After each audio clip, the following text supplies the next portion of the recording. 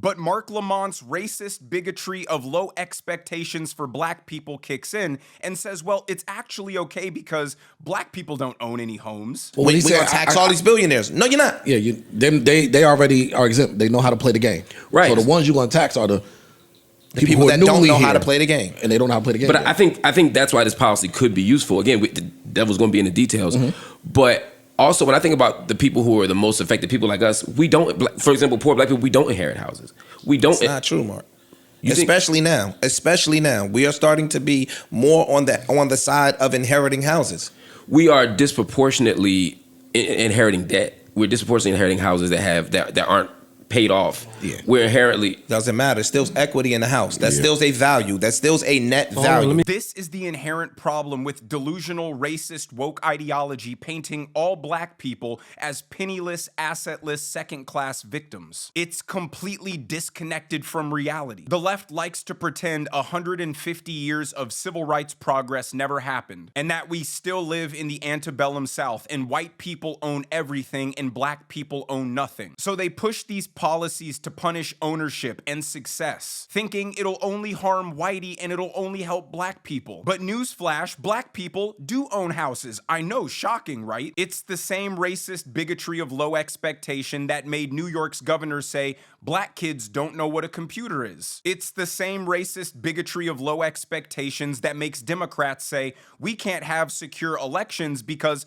black people don't know how to acquire IDs. And their entire party claims to stand for the betterment of black people, but policies like this only hurt the people they're claiming to help by preventing them from ever being able to climb the socioeconomic ladder. Unless you're some business mogul, most normal people climb the socioeconomic hierarchy through processes like inheritance. But you can see the host is getting frustrated with Mark Lamont, and he absolutely snaps on him right here. The wealth for black people ranks dead last amongst ethnicities in the United States of America. We are last. Yeah. So now we are starting to get information based on EYL, like that. We are starting to get information on how to wealth build. Yeah. Cool. You may not have all of the vehicles set up to wealth build.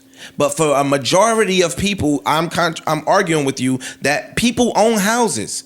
And grandparents own houses and mothers own houses, and they're leaving these houses to their kids. So when you start taxing these people at a high clip, 16% to me is too much. Yeah, and see, that's where we disagree. I'm not disagreeing that grandmothers bequeath houses. I'm simply saying that black people are underrepresented on that list. I know. And so because we're underrepresented on that list, I'm actually more interested in how tax revenue could be used to invest in us in ways that can get us to where you want to be.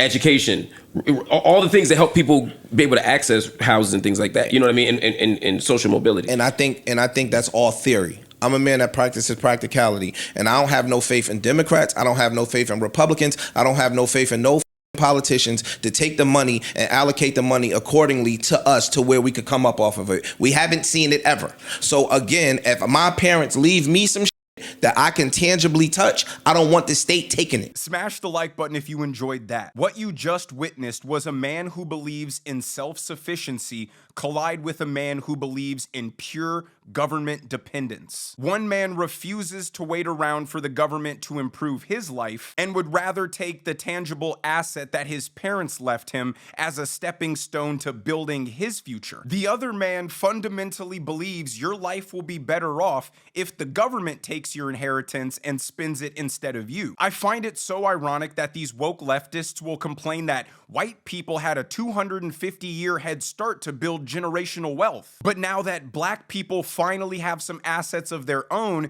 that they want to pass on to their children for generational wealth, the government wants to seize all of it. Instead of taking that money and sending your kid to private school to get a good quality education, Mark Lamont wants you to give that money to the government so they can pump it into the already broken public school system. Black inner city schools already have the highest spending per pupil in the entire country, yet they consistently have the lowest test scores across across the country. But Mark Lamont would know that if his ideology was rooted in reality. It's an imaginary story he told himself to derive moral outrage for a cause that doesn't exist. His entire worldview is predicated on two disastrously false premises. Number one, black people in 2026 are still living in the Jim Crow South. And number two, government actually spends money effectively and will make your life more prosperous.